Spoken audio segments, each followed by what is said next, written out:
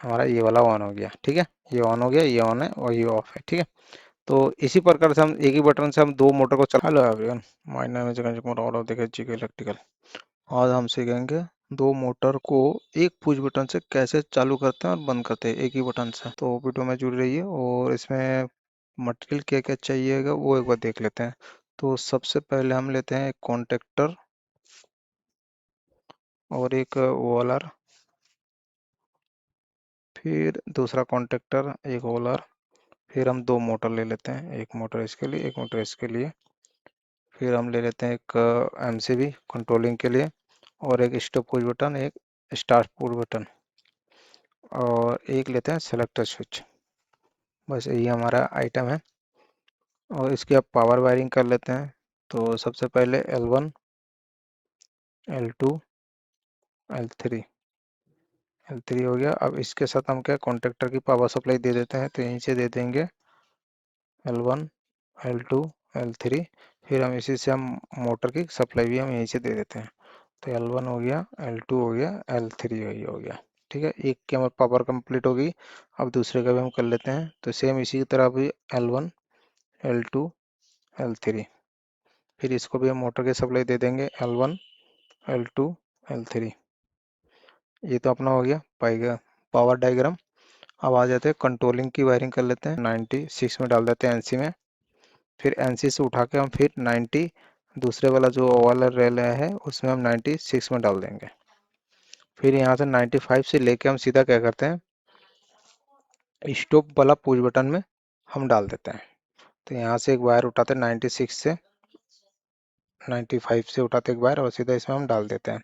अब यहाँ से क्या करते हैं पुश बटन से हम स्टार्ट के लिए हम कॉमन दे देते हैं उसके ऊपर से ही। अब पुश बटन के ऊपर से ही हम कॉमन दे देते हैं स्टार्ट पुश बटन के लिए। अब यहाँ से सीधा हम सेलेक्टर स्विच में कॉमन डाल देते हैं। ठीक हो गया। अब देखो हम सेलेक्टर स्विच इसलिए लगाए कि हम जिस पोजीशन में रखेंगे तो हम जब स्टार्ट करेंगे तो वही वाला कॉन्टेक्टर ऑन होगा, बाकी दूसरा वाला ऑन नहीं होगा। ठीक है, इसका लॉजिक यही है। तो हम क्या करते हैं पहले कॉमन डाल दिया इसमें। अब इसमें क्या करते हैं यहाँ से एक वायर उठाते हैं सीधा हम कॉन्टेक्टर के A1 में डाल देते हैं। तो यहाँ से एक वायर उठाते हैं सीधा हम कॉन्टेक्टर A1 में डाल दिया। अब कॉन्टेक्टर A1 में डाल दिया तो इसके लिए हमें क्या करना है होल्डिंग के लिए चाहिए हमें, तो हमें NO भी चाहिए होगा। तो हमने इसमें क्या करा NO 13 नंबर पे डाल दिया होंगे NO। अब NO से उठाते हैं हम क्या करेंगे NO से उठाते हैं हम सीधा हम ले जाएंगे स्टॉप के पुश बटन के हम इस साइड में जोड़ देंगे, जो कि हमारा होल्ड होने के बाद हम होल्डिंग के लिए देते हैं। तो 14 नंबर NO से लेंगे एक वायर सीधा लेके हमने NC में डाल दिया।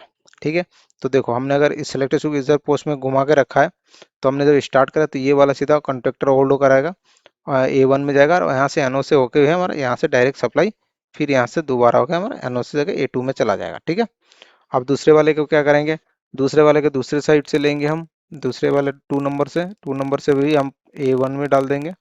तो यहाँ से वायर उठाते हैं सीधा हम लेके A1 में डाल दिया। अब इसके होल्डिंग के लिए क्या करना पड़ेगा 13 नंबर पे NO में डालना पड़ेगा। अब NO से उठाते हैं हम सीधा जो हमारा ये NC के लिए जा रहा है तो हम वायर इसी में ही जोड़ देते हैं। तो NC से उठाते हैं हम सीधा वायर हम इसमें कनेक्ट कर दिया। और एक काम और करते हैं इसमें न्यूट्रल वाले भी वायर जोड़ देते हैं। तो यहाँ से न्यूट्रल उठाते हैं A2 में और A2 में हम लास्ट में जोड़ देते हैं। ये यहाँ से एक न्यूट्रल लेते हैं यहाँ से और न्यूट्रल यहाँ से लेके सीधा हम A2 और इसके कॉन्टेक्टर के A2 में जोड़ दिया। तो हमारे पूरा कंप्लीट वायरिंग हो गई है। अब इसको एक बार चला के देखते हैं। तो सबसे पहले क्या करना है MCB ऑन करते हैं।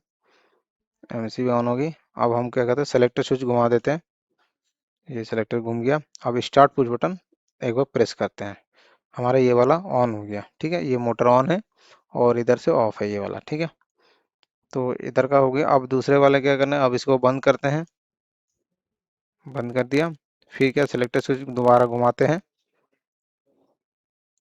फिर हम पुश बटन को दबा देते हैं एक बार, हमारा ये वाला ऑन हो गया। ठीक है, ये ऑन हो गया, ये ऑन है और ये ऑफ है। ठीक है, तो इसी प्रकार से हम एक ही बटन से हम दो मोटर को चला सकते हैं। ठीक है, और वीडियो अगर अच्छी लगी तो वीडियो को लाइक चैनल को सब्सक्राइब जरूर कर दिए और वीडियो में जुड़े रहने के thank you, have a nice day.